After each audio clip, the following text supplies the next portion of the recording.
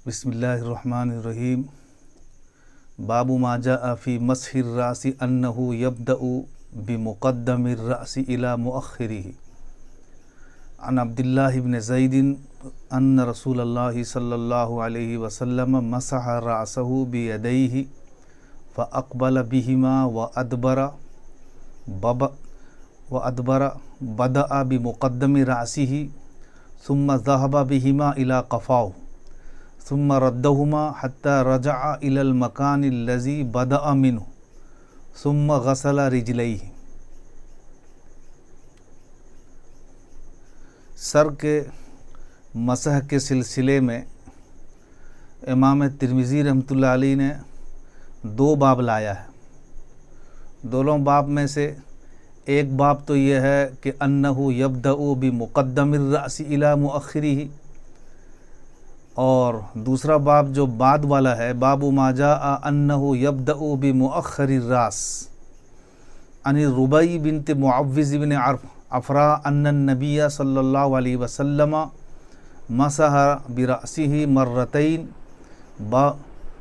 मसह रासहु बिरासिही मर्रतैन बदअ बिमुअख्खरि रासिही सुम्मा बिमुक़द्दमिही व बिउज़नैहि किल्तैहिमा ज़ुहूरहुमा व बुतूनहुमा। वक़द ज़हब बाज़ु अहलिल कूफ़ति इला हाज़ल हदीस मिन्हु वकीउन। तो ये दोनों बाब इसलिए लाए हैं इमाम तिर्मिज़ी ने कि रिवायात में दोनों तरीक़ा मरवी हैं कि सर का मसा पहले कहाँ से किया जाए, शुरू कहाँ से किया जाए।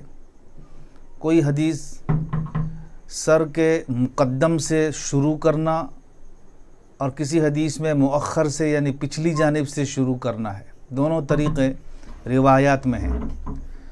सबसे पहले ये जानना चाहिए कि हमारी फ़िक़ह में यानी अहनाफ में जो तरीक़ा राइज है कि नया पानी लेकर दोनों हाथ भिगोए और फिर शुरू से सर के सामने से शुरू हिस्से से पीछे तक लेकर जाए और फिर पीछे से आगे लेकर आए, ये तरीक़ा मुनियतुल मुसल्ली से लिया गया है।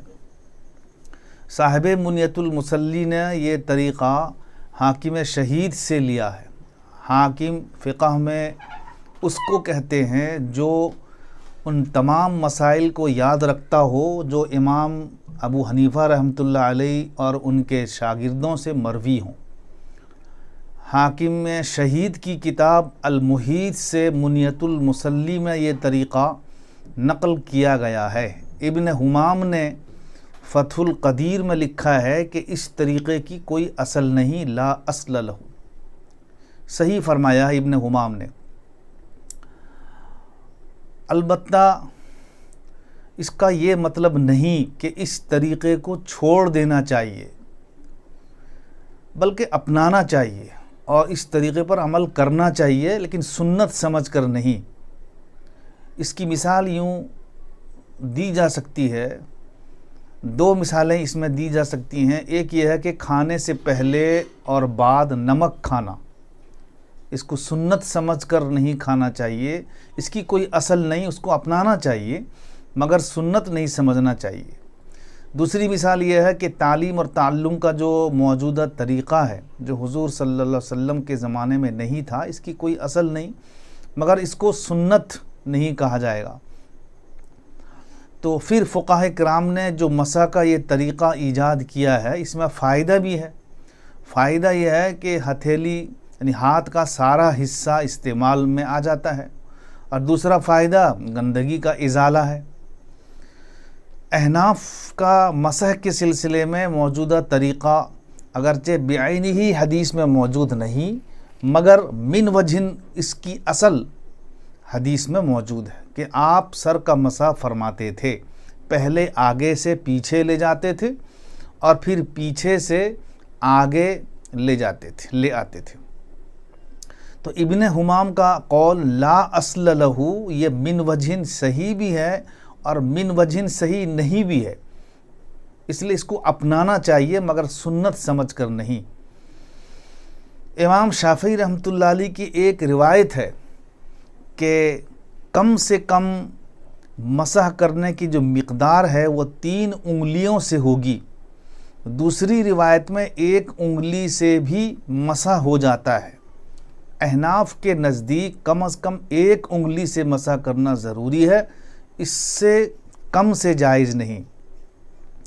اس حدیث شریف میں فَأَقْبَلَ بِهِمَا وَأَدْبَرَ کے ٹکڑے سے ظاہراً جو سمجھ میں آ رہا ہے وہ معنی مراد نہیں، بلکہ مراد وہ ہے جو راوی نے خود بدأ بمقدم رأسہ ثم الی آخرہ سے بیان کیا ہے. گردن کے مسح کے سلسلے میں احناف کی 3 رائے ہیں. نمبر 1 رائے بدعت کی ہے، نمبر 2 جائز اور مستحب کی ہے، نمبر 3 سنت کی ہے. مفتہ بھی قول دوسرا ہے، یعنی جائز اور مستحب ہے.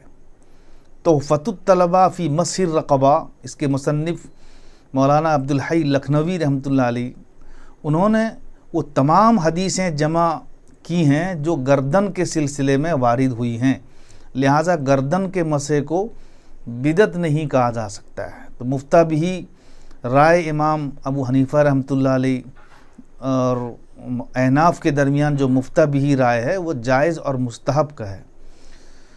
اس کے بعد والے باب میں کہ باب ما جاء انہ یبدأ بمؤخر الراس، یہاں شروع مؤخر الراس سے ہے اور اخیر تک.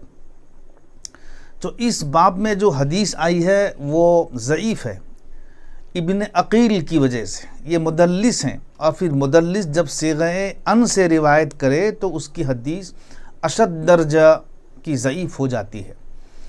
فقہاء کرام میں سے کسی نے اس کو نہیں لیا، جیسا کہ امام ترمذی نے بیان فرمایا کہ اگر لیا ہے تو صرف امام وقی رحمۃ اللہ علیہ، حضرت امام وقی ابن الجراح رحمۃ اللہ علیہ نے لیا ہے. اس کو نہ لینے کی وجہ یہ ہے کہ ممکن ہے کہ حضور صلی اللہ علیہ وسلم نے بیان جواز کے لیے ایسا کیا ہو، یا پھر یہ بھی ممکن ہے کہ راوی نے تفسیر الفاظ کے لحاظ سے کر دی ہو، کیونکہ اس سے پہلے والے باب میں، یعنی جو شروع میں جو باب ہے پہلا، اس میں جو آیا تھا فَأَقْبَلَ بِهِمَا وَأَدْبَرَ، اس کا ظاہری معنی تو وہی ہے کہ اول پیچھے سے لایا، حالانکہ خود اس سے مراد کیا ہے اس کو بعد میں بیان کیا ہے کہ بدأ بمقدم راسہ. اس لیے اس کا یہ دونوں جواب دیا جا سکتا ہے. پہلا جواب یہ ہے کہ حضور صلی اللہ علیہ وسلم کا یہ عمل اور یہ فعل جواز کو بتانے کے لیے ہے کہ کوئی اگر ایسا کر دے تو یہ بھی جائز ہے، مگر اکثری فعل حضور صلی اللہ علیہ وسلم کا ویسے ہی تھا کہ آپ شروع فرماتے تھے سر کے اول حصے سے اور پچھلے جانب تک لے جایا کرتے تھے. یہ بیان جواز کے لیے ہے. اور دوسرا جواب یہ بھی ممکن ہے کہ راوی نے جو تفسیر کی ہے الفاظ کے لحاظ سے کر دی ہو، اور اس کی دلیل اس کی یہ ہے کہ اس کے پہلے والے جو باب میں جو آیا تھا کہ انہ یبدأ بمقدم الرأس الی مؤخرہ جو آیا تھا، تو فأقبل بہما وادبر، جو اس کا ظاہری معنی وہی ہے کہ اول پیچھے سے لایا، حالانکہ خود اس سے مراد کیا ہے اس کو بعد میں راوی نے بیان کیا ہے کہ بدأ بمقدم رأسہ. اس سے پتہ چلا کہ یہ وسلم کا اکثری عمل نہیں تھا. اکثری عمل وہی ہے کہ یبدأ بمقدم الراس الی مؤخرہ. واللہ اعلم بالصواب.